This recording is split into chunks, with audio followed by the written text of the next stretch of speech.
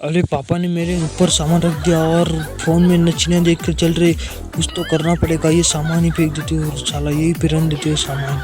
ये ले, अभी बता दो पापा। जा रहे वो सामान लेके आओ जल्दी। अरे बेटा रुको, नहीं मैं जा रही हूँ।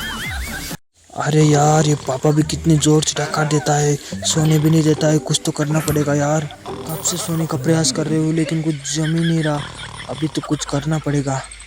ये फटक। अरे कुछ नहीं पापा, सो जा सो जा सो जा। मेरा अच्छा पापा। गाइस तुम वीडियो को लाइक कर दो।